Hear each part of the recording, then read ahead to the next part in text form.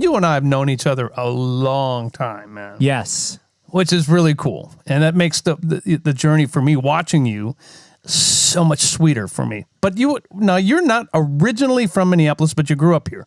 I was born in New York. I was born in upstate New York in Poughkeepsie. Okay. At Vassar Hospital on campus at Vassar College. Anyways, Oliver Lieber went to college there, of all things. Really? He did. That dude's funky. He is. That dude's sick. I'd love to see you two on a hit together. We'll make that happen. I like that. So yeah, my family only moved there because my dad. So my family is from Minnesota.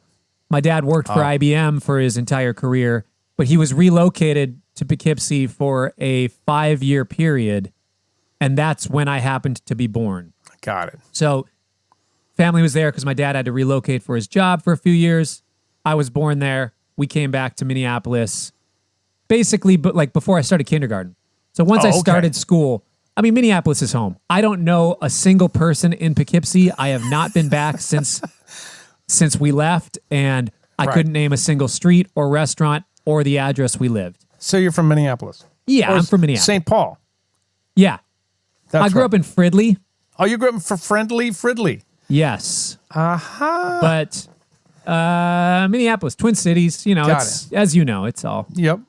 So how did your family react when you told them that you had this passion for music?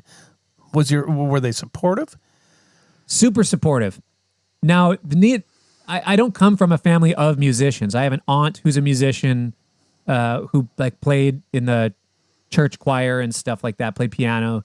But my parents are not musicians, but they're big music fans. My dad's a huge music freak. I mean, you've seen him all around the Twin Cities at shows and whatnot. That's right. But he was a big music fan, so he was excited to, in some way, kind of vicariously live through me as a musician. Some of his best friends. Oh, you know some of his friends. He went to high school with Scooter and with Dick Shopto and with Brian Peters. You gotta be kidding. See, I did not know that. Yeah, so a lot of these, and for anybody who's listening, these are some cats that play around town, have played on like session guys, Paul's friends of Paul's, they're musicians in the Twin Cities. And my dad went to high school with those guys. Brian Peters lived with my parents when they first got married, I believe. Wow. Anyways, in the same house. But so my dad was around music. He was a fan of all kinds of music. So he was really supportive. And, oddly enough, by the time I realized I should do music as a career, they were like, yeah, of course you should. This is, quit messing around doing your little science degree. Go play music. Wow. So let's go there. You were at the University of Minnesota first? Yep. Pursuing what? Well, when I was in high school, I worked for an architect as a drafter. Wow. And kind of an assistant. So, strange thing. So, we had a CAD, computer-aided drafting design program that was really great, and I just absorbed all of it. I got really good at it. By the time I was in 10th grade, I had taken basically the entire high school's worth of courses and was really passionate about it, along with music. So I got a job for an architect because there was an architect that came to the job fair, and I was curious about what that whole thing was like. So I worked for an architect. I figured maybe I want to be an architect. Then I did my first semester in college in architecture, and it was not... I loved drafting, but I didn't love architecture. Or being what it would be to be an architect. So then I started... I was really into the science classes that I had, so I basically morphed over to like physiology and biology in that thing. And that's so elusive. I don't even know what I would have done. Like maybe gone to med school or something. I don't know. I'd still be in school now. Anyways. Right. Yeah. But then it was like, all right, this is fun. This is cool. You were gigging this whole time though, right? I was gigging as a jam band. I had a band with my buddies from high school, and we were just kind of playing around town that way. But I wasn't I wasn't out working. It wasn't my career. I was teaching music lessons and stuff for money. But then finally when I decided, all right, forget it. I'm transferring to a music college, go to music school. Boom. That's when I started really just going full steam into the music thing and then started gigging. Got it. So you went over to McNally Smith, a college that is no longer, Yeah. I think, active, but a lot of great musicians came out of there. Yeah. I'm trying to think of what our first gig was together. Maybe a gig with my sister Patty.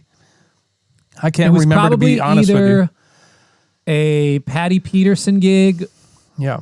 or one of the Starkey events. Oh, sure. Because I was hanging with Michael Nelson, I think maybe before we were hanging. Probably that. Or maybe a session with Adi Yeshaya. Who knows? Yeah, but I feel like it maybe was one of the Starkey events that you were conducting on. I actually was. Yeah, I was conducting for that, and it was always fun to have you on that. I remember one specific story from this, and I think we touched on this because thank you, by the way, for coming on my EV takeover. Yeah. A couple of weeks back. That was really cool. But I think we might have told this story then about you getting on stage and playing with Gene Simmons, man, and he had a field day with you. That was a blast. I don't know what Gene is like outside of our experience with him, but Right. he was such a cool cat. Like he shows up, he's like, "Hey kid, you wireless?" And you looked at me, you're like, "Please tell me you're wireless." He's like, you gave me that look like, "Young man, you better be wireless." I was like, "Yeah, I'm wireless." Yeah, He goes, bring "You it." better get out here and come to the center of the stage for that guitar solo." And that was, we had a riot, and yeah, It was unreal. he was hamming it up with me. It was so much fun. I have footage of that somewhere that if you don't have it, I will send it to you Yeah. from rehearsal and all that stuff. Unbelievable. that You was and fun. Gene Simmons. Oh, and you know where else? I don't remember if this was earlier or later, but we were doing an event at First Avenue, raising money for one of Bobby Z from Prince and the Revolution, one of his gigs, where Atmosphere was late for the gig because they were flying right. in, and it was a thing with like Questlove and Princess Maya Rudolph Right. thing or whatever. And Atmosphere was supposed to open the show, and then Mint Condition and Alexander O'Neill and all this stuff. I was playing in the house band with most of those bands, but because Atmosphere was late, they were trying to figure out what to do. You were in the crowd, and so was Brian Setzer. That's right. And they were like, should we, like, I think Bobby was scrambling, like, "Brian, will you come up and play a few tunes?" And you came up and played did. bass. Yeah. And I don't remember if Questlove played drums or who was playing I drums. can't remember. But I remember playing on stage for that. It was like, oh my gosh. And you were calling the changes to these tunes. You're like, "Yeah, I know the Stray Cats catalog. I know the Setzer catalog. Just look at me, man. Yeah, Obviously, I got you. follow me. Brian's got a guitar. He's going to do his thing. But when he says it's time, if you need to rip, rip." I remember you just telling me, like, "Look, it's game time." And I was Did like, I "All right, really? I'm in." Yeah.